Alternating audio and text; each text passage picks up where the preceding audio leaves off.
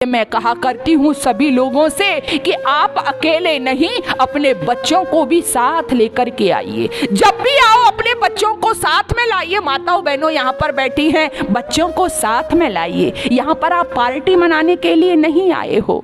मेरे जितने भी यहाँ पर बड़े लोग बैठे हुए हैं, मेरा सबसे निवेदन है, क्योंकि मेरा जो मैं काम कर रही हूँ आपके आशीर्वाद से, उसका उद्देश्य ही ये है, संस्कार जागृति मिशन। हम एक ऐसी समाज तैयार करें जो संस्कारित हो, और वो संस्कारित समाज कब होगी? जिसमें हमारे बच्चे संस्कारित होंगे, जिसमें हमारे बच्चे राणा के शौर्य के गाने गा रहे होंगे, जिसमें हमारे बच्चे भगत सिंह के बलिदान सुना रहे होंगे, जिसमें हमारे बच्चे हकीकत राय का, चोटी का, यज्ञोपवीत का बखान कर रहे होंगे, जिसमें हमारे बच्चे, छोटी सी बेटी अभी प्रभु का नाम स्मरण कर रही थी, गायत्री मंत्र गा रही थी। ऐसे ऐसे जहां बच्चे होंगे, हमें उस समाज का निर्माण करना होगा।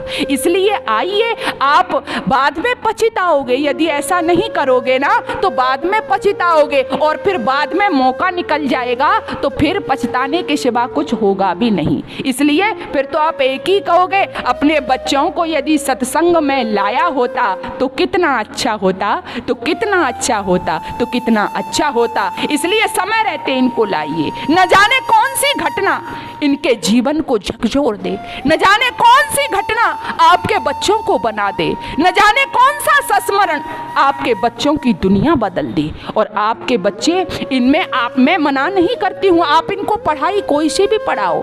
बहुत से लोग कहते हैं जी बहन जी आप बात तो सारी सही कहती हैं, लेकिन हम धर्म से जोड़ें बच्चों को, और बच्चों को धर्म से जोड़ें। आप कहती हैं गुरुकुलों में भेजो, आप कहती हैं वैदिक शिक्षा पढ़ाइए, तो उसमें क्या है? हमारे बच्चे चोटी रख लेंगे, जनेऊ पहन लेंगे, और क्या है, कटवस्त्र धारण कर लेंगे।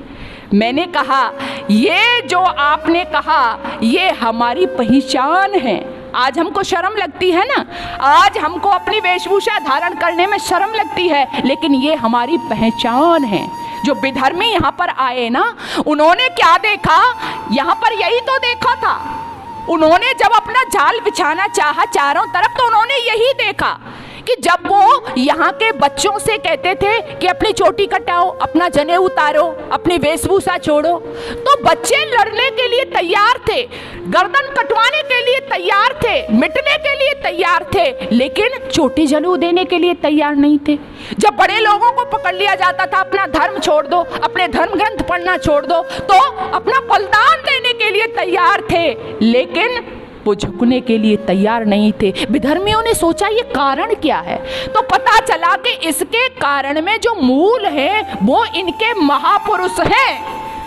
इनके मूल में जो कारण है इनके धर्म ग्रंथ हैं। सबसे पहले यदि बदलना है तो इनके महापुरुषों के जीवन को बदलो, सबसे पहले बदलना है तो इनकी शिक्षा व्यवस्थाओं को, इनके धर्म ग्रंथों को बदलो, तब हम यहाँ पर राज कर सकते हैं। और फिर यही षड्यंत्र इस देश में चला था। आपके महापुरुषों के विषय में भी गलत गलत लिखा गया, आपके धर्म ग्रंथों से भी छेड़छाड़ की गई, वो दूसरा विषय है। तो बस मैं आपसे यही कहना चाहती हूँ कि आप समय रहते जाग जाइए।